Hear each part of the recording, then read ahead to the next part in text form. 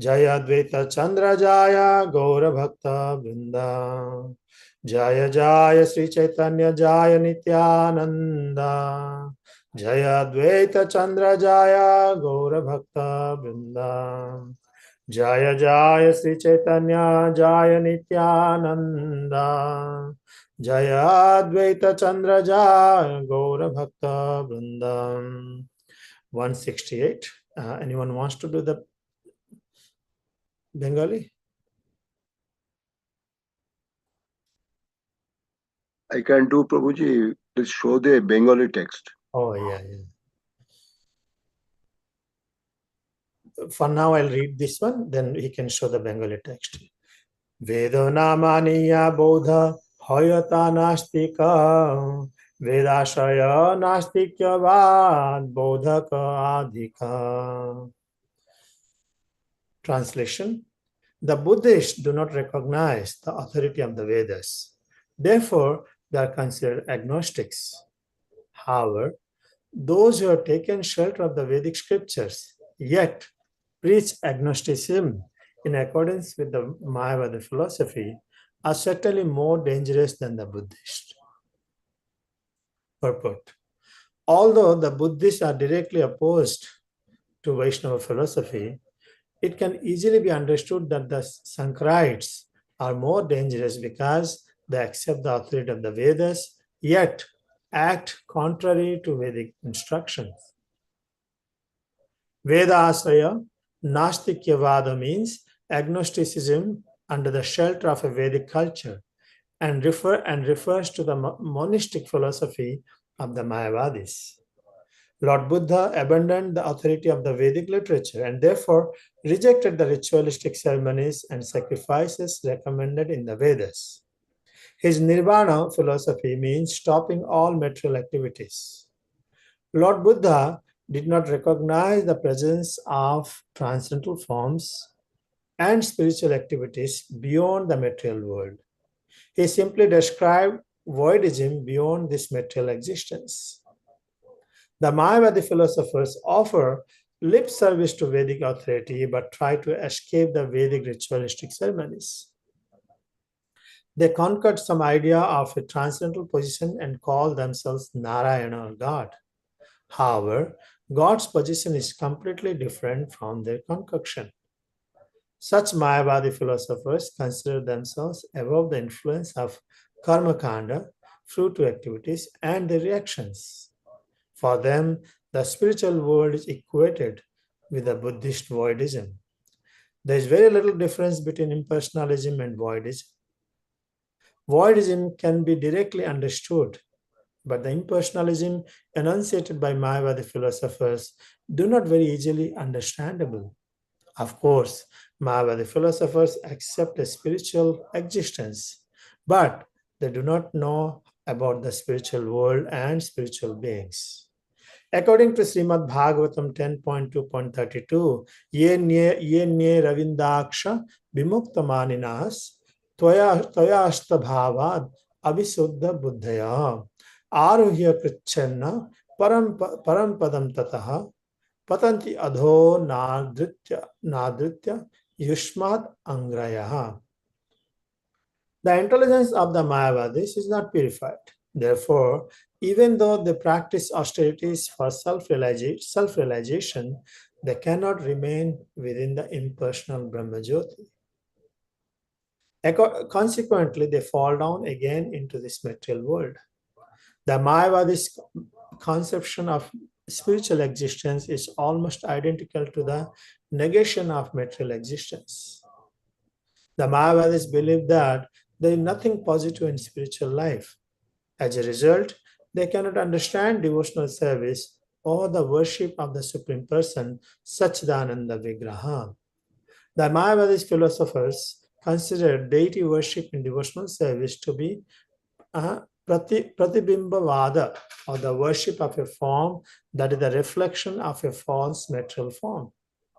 Thus, the Lord's transcendental form, which is eternally blissful and full of knowledge, is unknown to Mayavadi philosophers. Although the term Bhagavan is explicitly described in Srimad Bhagavatam, they cannot understand it. Brahmeti, Paramatmeti, Bhagavan iti sabdate. The absolute truth is called Brahman, Paramatma, and Bhagavan, Bhagavatam 1.2.11. The Mayavadis try to understand Brahman only, or at the most Paramatma. However, they are unable to understand Bhagavan. Therefore, the Supreme Personality of Godhead, Krishna says, Maya aparhata jnana, Maya, sorry, not Maya, Maya aparhata jnana, because of the temperament of the Mayavadi philosophers, real knowledge is taken from them. Because they cannot receive the mercy of the Lord, they will always be bewildered by his transcendental form. Impersonal philosophy destroys the three phases of knowledge: jnana, jnaya, and jnata. As soon as one speaks of knowledge, there must be a person who is the knower, the knowledge itself, and the object of the knowledge. Mayavada philosophy combines these three categories. Therefore, the Mayavadis cannot understand how the spiritual potency of the Supreme Personality of Godhead act. Because of their poor fund of knowledge, they cannot understand the distinction in the spiritual world between knowledge, the knower, and the object of the knowledge. Because of this, Sri Chaitanya Mahaprabhu considers the Mayavadi philosophers more dangerous than the Buddhists. Om Ajnana Timirandhasya Jnananjana Salakaya Chakshurunmilitam Yena Tasmai Sri Gurave Namaha Namo Vishnupadaya Krishna Prishtaya Bhutale Srimate Bhaktivedanta Swami Niti Namine Namaste Saraswate Deve Gauravani Pracharine Nirbhisesa Sunyavadi Paschyata Desatarine Jai Sri Krishna Chaitanya Prabhu Nityananda Sri Advaita Gadadhara Sivasadi Gaura Bhakta Vrinda Hare Krishna, Krishna Krishna, Hare Hare, Hare Ram, Ram Ram, Hare Hare. Translation, please. Translation. Up 168 translation. Yeah. The Buddhists do not recognize the authority of the Vedas, therefore they are considered agnostics. However, those who have taken shelter of the Vedic scriptures yet preach agnosticism in accordance with the Mayavada philosophy are certainly more dangerous than the Buddhist. Hare Krishna. Welcome everyone. I would like to seek blessings of all the assembled Vaishnavas, senior Vaishnavas. Everyone, please bless me. I can share something from this teachings today. It sounds very heavy, isn't it? Generally, neophyte, newcomers, or newly who come to this movement, they cannot take it. Because in general, people are influenced by the Mayavada. They have a little faith in God. But it's completely blind faith and cannot discriminate. Without discrimination, we cannot accept, understand the spirituality. That's why the Nyaya or logic is also there. Here, Sarvabhauma Bhattacharya, who is actually the leader of Mayavada Sankaracharya's philosophy is Mayavada philosophy. And what is that Mayavada philosophy? Is everyone is same. Everyone is same. And at the bottom of the purport, we can see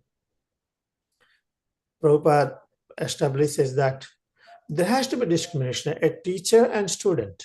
Teacher and student cannot be in the same position.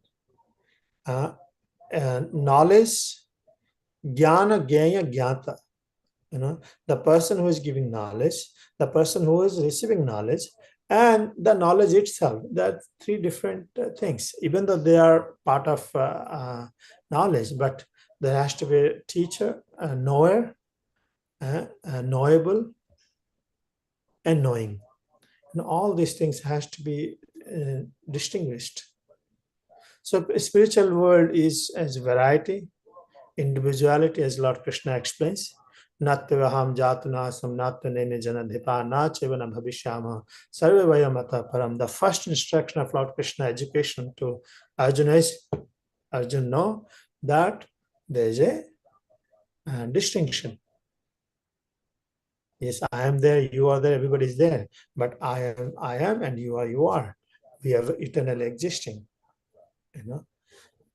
And Chaitanya Mahaprabhu gives this Achinta Veda philosophy. Yes, we are part and parcel of the Supreme Lord. We are Tatastha Sakti, marginal potency of the Lord. At the same time, we are not the Lord. Lord is the beginning with the source, and we have, that is called Anadi. But we are Adi because we have a source. Who is that source? The Supreme Personality of Godhead. Now, I have a question in this here.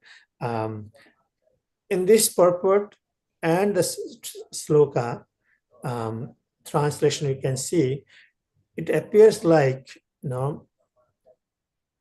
Chaitanya Mahaprabhu is condemning Buddhist philosophy.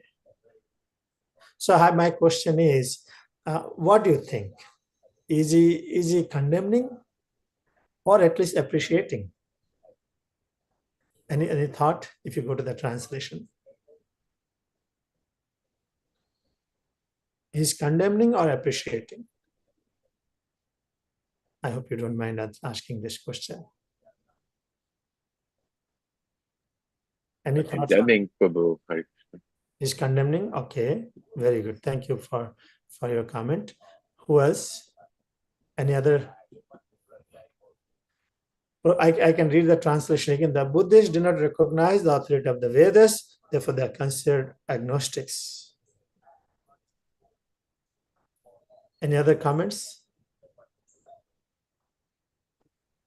Well, it sounds like he's saying they're not as bad as the Mayavad philosophers. So he's giving a little bit of, there's still, it's still not like a full appreciation, but it's better than, it could be worse. Okay, thank you. Anyone else? Any other comments, thoughts on this? Let me try to explain how Chaitanya Mahaprabhu is trying to put. In many times in this world, you find different philosophies. Especially you see, Mohammedans, they don't accept Hinduism. So they boldly declare, we don't like it. They may create some trouble, but at least they boldly declare that we don't like it. Very simple. So that way you can identify, okay, who accepts you, does not accept. You can have a clear-cut philosophical explanation. But what if one person who does not accept the philosophy, Vedic philosophy, but disguises himself in the guise of a follower of the Vedas and presents? That is more dangerous. That is more dangerous because, they're saying that you can fight with the enemy who is, outside of your borders, in another country. But it's going to be very difficult to, if there are enemies, they disguise themselves and live in this land, how will you identify? It's very difficult. Prabhupada also sometimes, Prabhupada devotees say, it's easy to fight with somebody who is non-devotee, argue. But in the form of a devotee, if you try to misrepresent the movement, that is more dangerous. You can do so many things. You can eat meat, you can eat, intoxicant, everything, you can do it. But by putting tilak, by putting, dress, devotional attires, and you're embracing all these cultures, it's misrepresenting the whole society. That's why it is called more dangerous. Yes, the atheists or those who do not recognize the teachings of Lord Krishna, they boldly say we don't accept, and they continue to have material enjoyment the way they want. There's certainly some danger, but more danger is that in the guise of a devotee, we continue to follow, to act or to practice certain things which is not conducive to devotional service, because it will mislead to the people, it is create disturbance in the society. I just wanted to give some explanation so that we can understand. So in similar aspect, is Chaitanya Mahaprabhu is not glorifying because their philosophy is great. He's there, at least they boldly say, we don't accept Vedas. And we accept Nirvana. Their philosophy is, okay, at the end of, material nature is all in all. They know nothing beyond the material nature. But they won't disguise themselves and try to, in the guise of spirituality, Vaishnavism, they will not misrepresent. But here, Chaitanya Mahaprabhu condemns more to Shankaracharya philosophy, even though they accept Vedas, but they reject the personality of Krishna. That's very dangerous. The Mayavadi philosophers offer lip service to Vedic authority, but try to escape the Vedic ritualistic ceremonies. Srimad Bhagavatam explains, Brahmeti Paramatmeti Bhagavaniti Sabdate. We accept the Lord, you accept full. You cannot say accept only a portion of it. We cannot accept a portion of it. And that too, we boldly preach wrong things about the Vedic philosophy.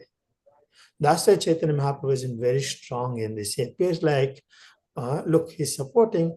No, he does not support Buddhism. At the same time, at least, okay, we accept that you're agnostic. We consider you agnostic because you reject the Vedas. But on the other side, somebody say, by the name of Vedas, if you teach the wrong things, it's totally confusion.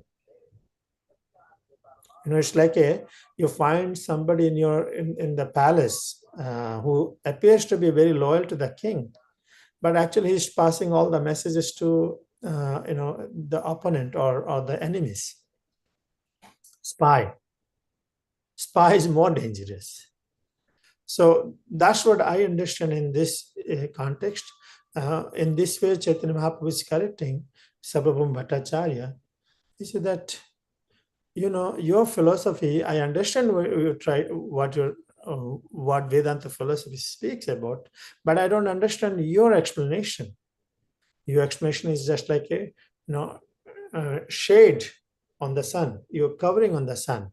It covers the real meaning of the Supreme Personality of Godhead.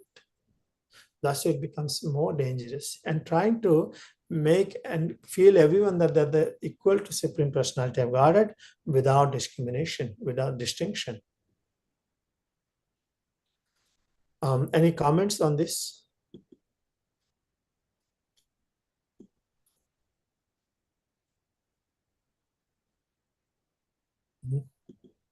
Does it make sense? Should we move to the next? No question, no comment. I know that we can learn many things with this. Yeah, Hare Krishna. Hare Krishna, my humble obeisances. I just want to say that when the people are in disguise, when they teach the Vedic scripture but do not believe in the personal form, I think they mislead the people also, a lot of people. So they create a lot of followers. They believe. Yeah, followers. Yeah. Everything has to be understood in proper context.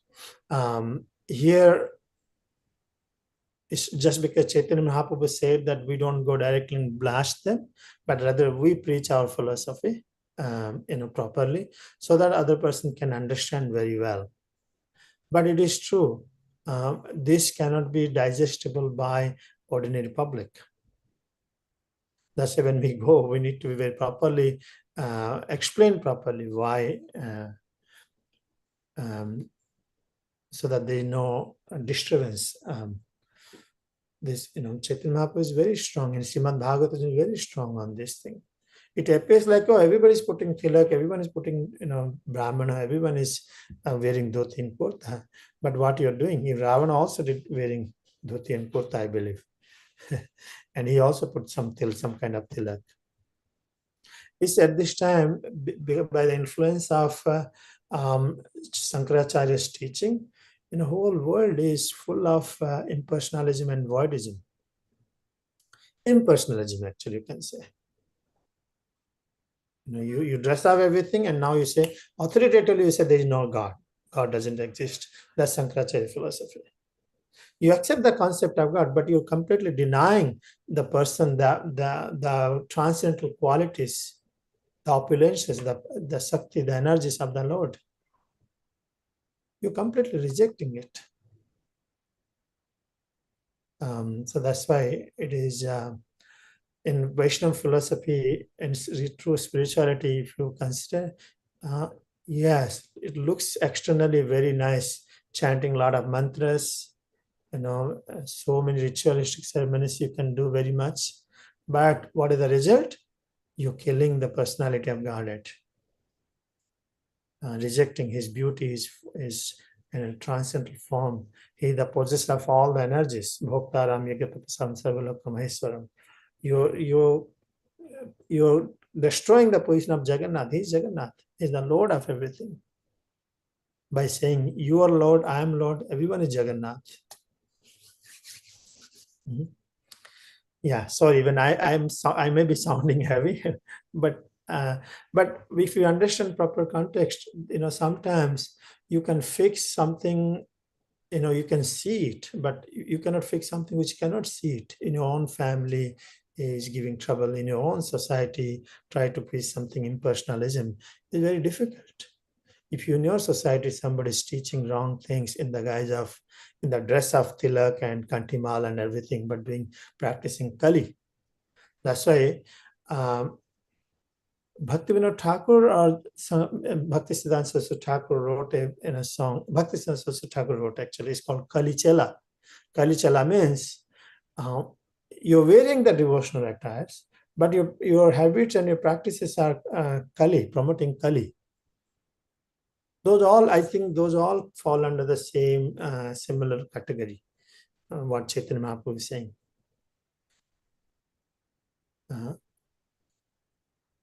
Should we move to the next one? 169. Should I read, Prabhuji? Please. জীবের নিস্তার লাগি সূত্র কইল ব্যাস মায়াবাদী ভাষ্য শুনিলে হয় সর্বনাশ. Translation. Srila Vyasadeva presented the Vedanta philosophy for the deliverance of conditioned souls. But if one hears the commentary of Shankaracharya, everything is spoiled. Any volunteer want to read the English also, purport? We can make a group reading. David, you can read, please, if you like. Thank you, Prabhu. Hare Krishna. Factually, the devotional service of the Lord is described in the Vedanta Sutra, but the Mayavadi philosophers, the Shankarites, prepared a commentary known as Shariraka Bhashya, in which the transcendental form of the Lord is denied. The Mayavadi philosophers think that the living entity is identical with the Supersoul, Brahman. Their commentaries on the Vedanta Sutra are completely opposed to the principle of devotional service. Chaitanya Mahaprabhu therefore warns us to avoid these commentaries. If one indulges in hearing the Shankarite Shariraka Bhashya, he will certainly be bereft of all real knowledge. The ambitious Mayavadi philosophers desire to merge into the existence of the Lord, and this may be accepted as Sayugya Mukti. However, this form of mukti means denying one's individual existence. In other words, it is a kind of spiritual suicide. This is absolutely opposed to the philosophy of Bhakti Yoga. Bhakti Yoga offers immortality to the individual conditioned soul. If one follows the Mayavadi philosophy, he misses his opportunity to become immortal after giving up his material body. The immortality of the individual person is the highest perfectional stage a living entity can attain. Yeah, thank you. So we understand that from Vedic aphorism is Anandamaya Vyasat, the living entity being a marginal energy, part and parcel of the Supreme Lord, his constitutional position also to become happy. Everyone is looking for happiness. Even in Mayavada philosophy, also following the same principle, the soul is looking for happiness. But the difference is they want to try to find happiness by ceasing their activities, by ceasing their existence completely. And where the Vaishnava philosophy is continuing with our individuality, retaining our individuality. So here, Vyasa presented the Vedanta philosophy for the deliverance of the conditioned souls. But if one hears the commentary of Sankaracharya, everything is spoiled. This is very common you will find in this world, actually. And some Acharya will try to present this very authentic way, being very compassionate to the living entity. Very carefully one trains. Do this, do this, do this. Avoid bad association. Be careful. By the name of spirituality, there are so many associations will be available. Just be careful. Spiritual path also, we have to practice very carefully. Then, while practicing spiritual masters training the person, suddenly you see somebody from somewhere will come and try to influence that student and take away. Example, if you see when Chaitanya Mahaprabhu was in South India trip, he took along with him, what is that? Krishna Das? Was it Krishna Das who joined Chaitanya Mahaprabhu in South India? I forget the name. Yeah. Kala Krishna Das or something like that. So he went and he was attacked. You can say attacked or not. He was attacked by some society, and they took him. He was influenced by them. When Prabhupada also was cultivating his followers, his Mother Sangita is there. I don't know who else is there. When Prabhupada also, cultivating his newly disciples, they don't know much about it. Very simple. But Prabhupada really brought this simplicity of the whole Vedic literature in a simplified form and taught simply chant Hare Krishna, offer flower, offer fruits, offer food, and keep yourself clean. Mother Sangita, please correct me. So then what happens? There are other teachers also there. And in due course of time, they learned, there's so many teachers of Bhaktivedanta Swami, and they also, or the students also themselves, they try to look for other alternatives also. They got carried away by many other teachers. Because a teacher has a particular purpose and mode, and the purpose is, as Vyasadeva mentions, that deliverance of the conditioned souls. And Vyasadeva is very clear, according to the Vedas, that our ultimate goal is to attain the spiritual abode, which is Vaikuntha and Goloka Dham, where the living entity will eternally serve the Lord in a loving devotional service. But suddenly someone comes, gives a God project. I say, why you're doing that? You can be God yourself. There can be impersonal influence can be there. One can fall down. So here I'm just giving to current context. Vyasadeva gave the Vedic philosophy with very authentically, in authentic way, that how living entities can be delivered from this clutches of repeated birth and death. So many lifetimes they're suffering, and suddenly, and then the teachings of Sankaracharya comes and spoils things. Does anyone has any kind of such experience in your life you'd like to share, that you're doing so many nice and very carefully things and somebody comes and messes up your work? Does it happen in your life? Any example?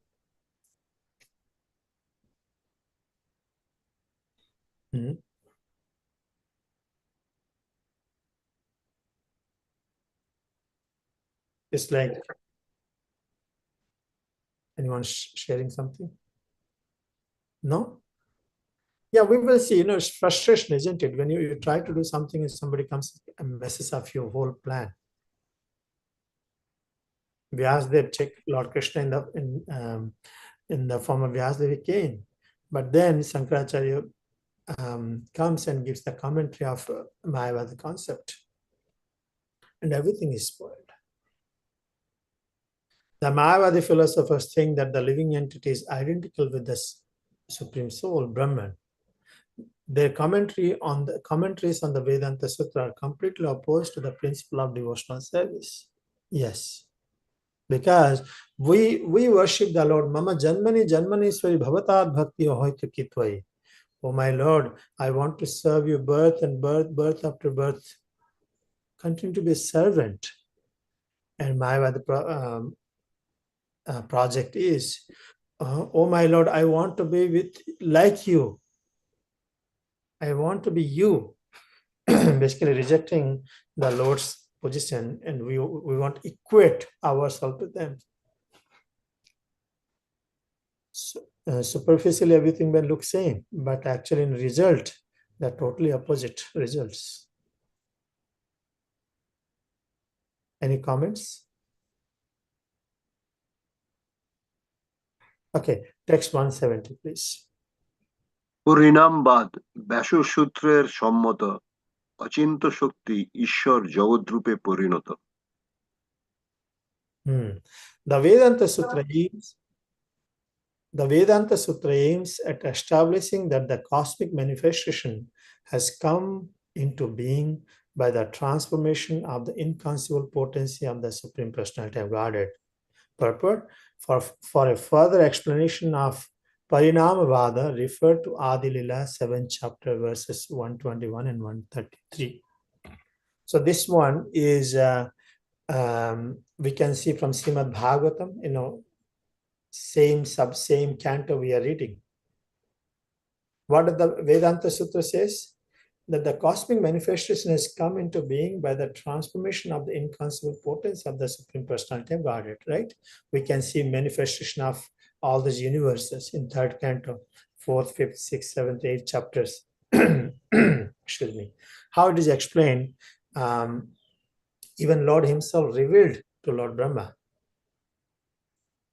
by giving this, the Chatursloki verses of Srimad Bhagavatam. Hey Brahma, everything comes from me. All the material universes are manifested from me. And after everything is annihilated or unmanifested, I remain as it is.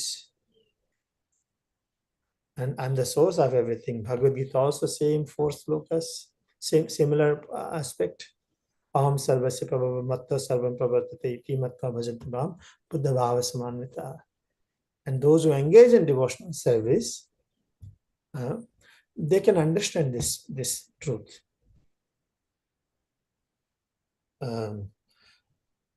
So we know the person behind a creator. And what is the characteristics of that creator? We learned that from Srimad Bhagavatam, manifestation of Lord Brahma, from Garbhodaksha Vishnu, that yes, all these universes is a source. And who is that source? Is sprouted from the navel of Garbhodaksha Vishnu. And who is that Garbhodaksha Vishnu? He is coming from the Karanadaksha Vishnu. And who is Karanadaksha Vishnu? He is coming from Mahasankarsana. Mahasankarsana comes from Narayan. Narayan comes from Chaturvya. Sankarsana. Sankarsana comes from Krishna. Like that, we see it. Its individuality is there. Text 171. মণি জৈছে অবিকৃতে প্রসবে হেমভার জগৎরূপ হয় ঈশ্বর তবু অবিকার। David, please. Hare Krishna. The translation? Yeah. Hare Krishna. The touchstone, after touching iron, produces volumes of gold without being changed. Similarly, the Supreme Personality of Godhead manifests himself as the cosmic manifestation by his inconceivable potency, yet he remains unchanged in his eternal transcendental form. Yeah, purport as well. Yes. According to the commentary of Sri Bhaktisiddhanta Saraswati Thakur, the purpose of the Janmadi Asya verse in Vedanta Sutra is to establish that the cosmic manifestation is the result of the transformation of the potencies of the Supreme Personality of Godhead. The Supreme Lord is the master of innumerable internal energies which are unlimited. Sometimes these energies are manifested and sometimes they are not. In any case, all energies are under his control. Therefore, he is the original energetic, the abode of all energies. A common brain in the conditioned state cannot conceive of how these inconceivable energies abide in the Supreme Personality of Godhead, how he exists in his innumerable forms as master of both spiritual and material energies, how he is the master of both manifest and potential powers, and how contradictory potencies can abide in him. As long as the living entity is within this material world, the condition of illusion, he cannot understand the activities of the inconceivable energies of the Lord. Thus, the Lord's energies, though factual, are simply beyond the power of the common brain to understand. When the atheistic philosophers or the Mayavadis, being unable to understand the inconceivable energies of the Supreme Personality of Godhead, imagine an impersonal void, their imagination is only the counterpart of the materialistic thinking. Within the material world, there is nothing inconceivable. High-thinking philosophers and scientists can tackle the material energy, but not being able to understand the spiritual energy. They can simply imagine an inactive state, such as the impersonal Brahman. This is simply the negative side of material life. By such imperfect knowledge, the Mayavadi philosophers conclude that the cosmic manifestation is a transformation of the Supreme. Thus, they must necessarily also accept the theory of the illusion of the Supreme, Vivartavada.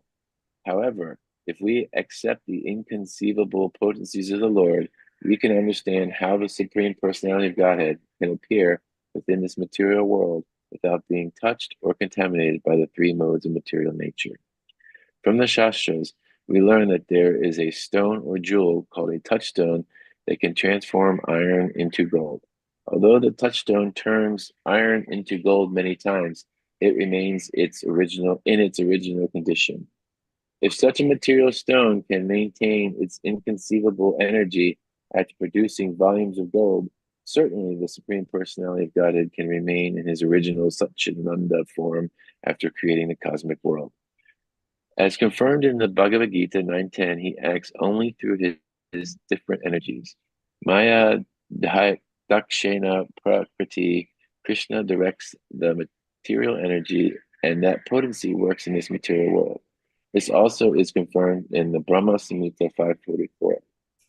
Shrishti, Sthiti, Pralaya, Sadhana, Shakti, Eka, Chayeva, Yasha, Bhuvanani, Vibharti, Durga, Icha Nurupam, Api, Yasha, Cha, Cheshtate Sa, Govindam, Adipurusham, Tamaham, Bhajami.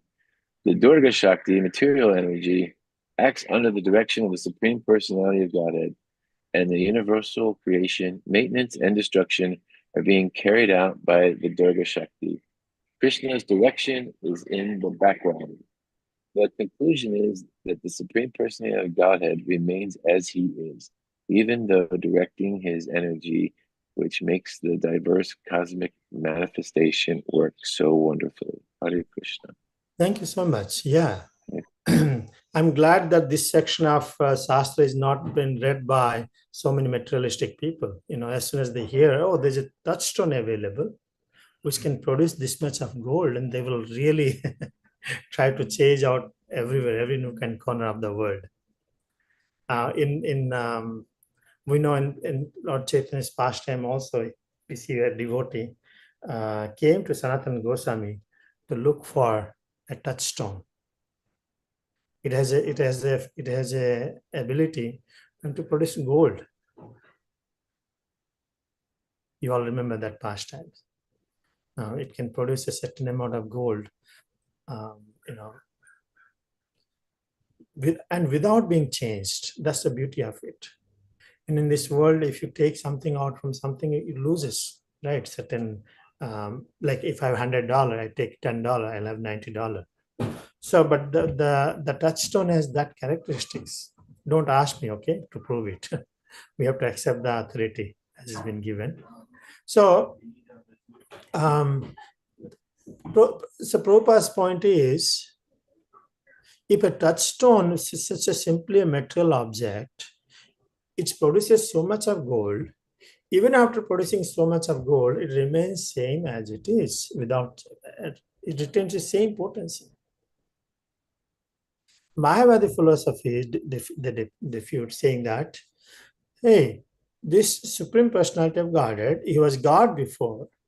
Now, after manifesting in the form of material cosmic manifestation, he lost his personality. He transformed into the material cosmic manifestation. By transforming himself into the cosmic manifestation, he lost his identity. There's no more identity existing. So our argument is, here we see, if a small touchstone can produce so many things, still remain as a touchstone with unaffected. Same way, Supreme Personality of God, even though so many unlimited cosmic manifestation is happening, universes are coming, still remains unchanged. That's the whole verdict. That's the whole verdict of Vaishnava philosophy. Om Purnamada Purnamidam Purnat Purnamadachate Purnasya Purnamadaya Purnameva Vasisate. We see from Upanishad that Om Purnamadaha, the Lord is the Supreme Person, He's complete. And all these universes comes from Him. There's a complete units they come. Even after so many complete units comes out of it, yet he remains as complete. He's not incomplete. So there's another point is to argue for with Mayavada philosophy. The Lord, after manifesting this material universe, he did not lose his certain level of potency, or did not lose himself. We have to understand. It's very difficult to understand the potencies of the Lord. He's possessed of unlimited potencies. Parasya Sakti Vividhiva Suyate. He's possessed of unlimited potencies. So I don't know what is the time now. 8:41. So hope it makes sense. The argument Chaitanya Mahaprabhu or Krishnadas Kaviraj Goswami is making, how you can undermine the personality of Godhead compared to an ordinary living entity. Unlimited universes comes from him, still remains as he is. That's the whole sum and substance of Srimad Bhagavatam also, Bhagavad Gita as well, and Upanishad as well. Om Purnamad. Then how come Mayavadi philosophers teach, saying that by manifesting in the form of material cosmic manifestation, one loses one's identity complete. It's like I have $100, I give $100 to somebody, and then I don't have exist. I don't have anything. But that does not apply to the Supreme Personality of Godhead, because he is Achintya Sakti, inconceivable potency he has. We hear this story and the faith, right? A cobbler, a Nadmuni meets a cobbler and an impersonal Brahmana, not Brahman, Brahmana. Brahmana, when Brahmana asked, saw Nadmuni, offered respect. He said that, where are you heading to? Nadmuni said, I'm heading to Vaikuntha. So, okay, nice. If you see, please check when can I be delivered? So then further he travels further, he meets a cobbler. Generally not clean very much, their habits. But he offered obeisance. He said, where are you heading? I'm heading to Vaikuntha. So then cobbler asks, please ask when I'm coming to the Lord's abode to serve him. So to his surprise, Nadmuni's surprise, everybody thought now the Brahmin is educated in Shastras, he practices cleanliness, everything. He'll be the first one to be eligible to enter in the kingdom of God. So Lord Vishnu said, No, it is the cobbler who is going to come first. Narmani is surprised. How is it possible? So then he said that, okay, when you go to see them next time, you tell them that when they ask what he was doing, tell them that I was, what do you call, sewing in the eye of a needle. I was trying to put a elephant. Am I right? Yeah, elephant, something like that. Uh, to the eyes of the needle, he was trying to put an elephant to that. So when he said the Brahmana, met the Brahmana, and Brahmana asked what he was doing. He said, Narmani said the Lord was busy by putting that in an elephant, the eyes of a needle. So then the Brahmana was shocked. He said, what are you talking about? How is it possible?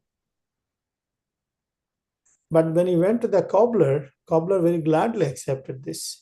Narmani asked, you accept this? Yeah, why not? What is impossible for the Supreme Personality of Godhead? I'm sitting under this banyan tree and I see so many fruits are falling, and in each fruit there's so many, thousands of seeds. Each tiny seed has a potential to have such a huge banyan tree. So what is difficult for the Lord to have, to have the elephant enter through the eyes of a needle? So that we can understand the potency of the Lord is such wonderful that whole cosmic manifestation can come. But it needs a devotional service, needs the assistance of the devotees to be able to understand, appreciate, understand the Lord's inconceivable potency. Otherwise, we will take it as a very cheap. The God is cheap. I can also be God. Everyone can be God. So bhakti has to be practiced very carefully and systematically under the guidance of a bona fide teacher. I'll pause it here. I'll open for comments and questions, corrections. I really will appreciate if you will share or reflections, anything.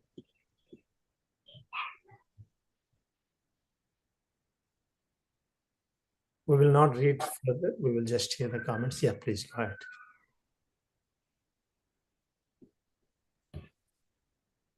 Any comment? Mother Sangeeta, you want to share something? She's there. Yeah. Dhanacharya Prabhu, you there? Yeah. Any comment? No, thank you for continuing this this reading and this discussion on this point. I think as devotee, we're in the other category, trying to worship the Supreme Personality of Godhead, not trying to merge and become one with it, one with the Lord. And we focus on the personal form. Every day we're seeing the form of the deity, and we're also, glorifying the Lord with songs and prayers. So at the same time, being very clear what this Mayavad philosophy is, this impersonalism, why it exists, and because we will come across people, and we also have to make sure that elements of impersonalism don't enter into our service, as well.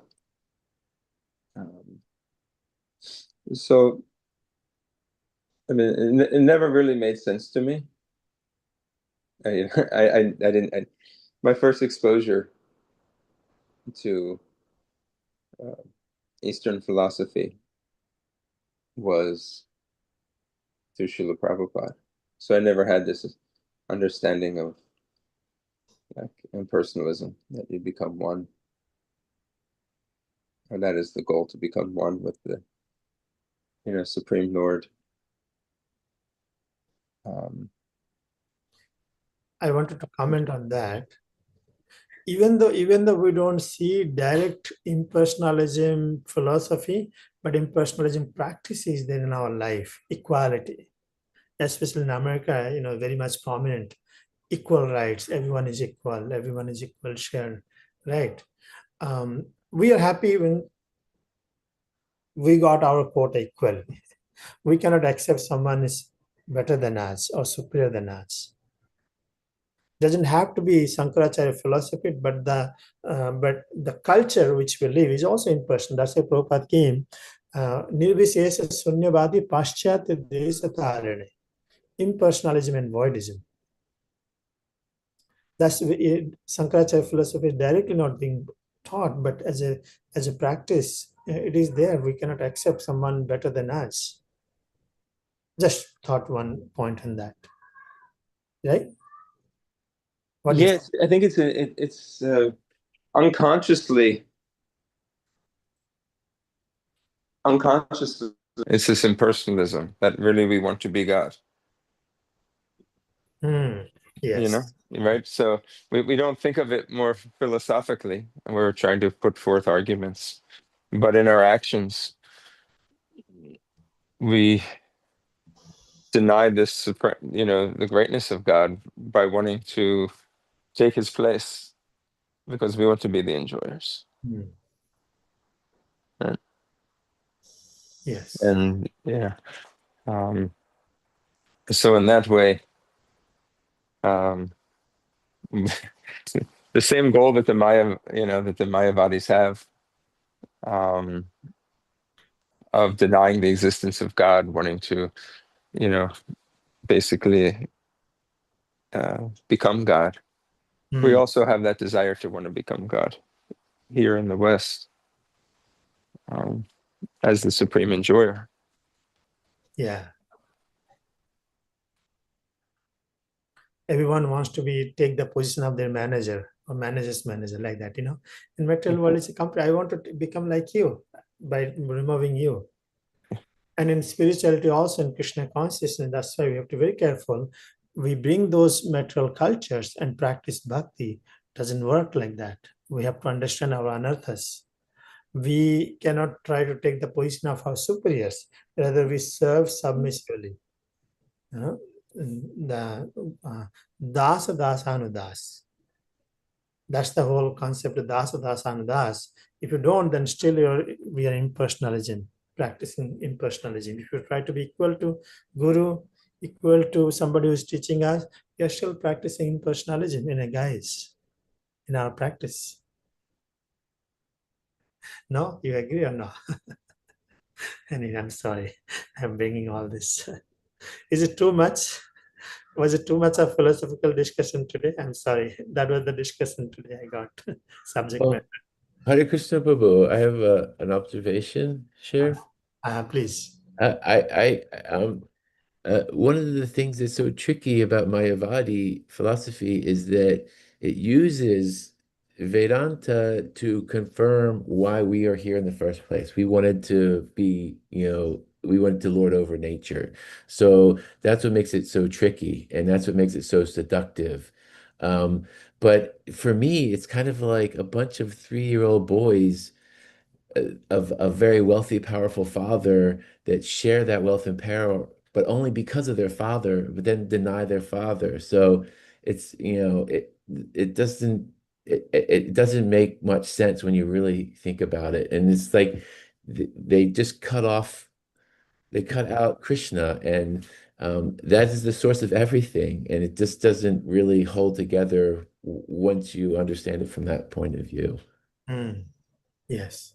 Yeah, those are the things possible when we come in association with devotees. We can really, make sense and understand. That's why devotee sangha is very important. We learn. Otherwise, we know the concept of God is existing somewhere. How does he look? We don't know how God is great, but we don't know how great God is, how great Krishna is.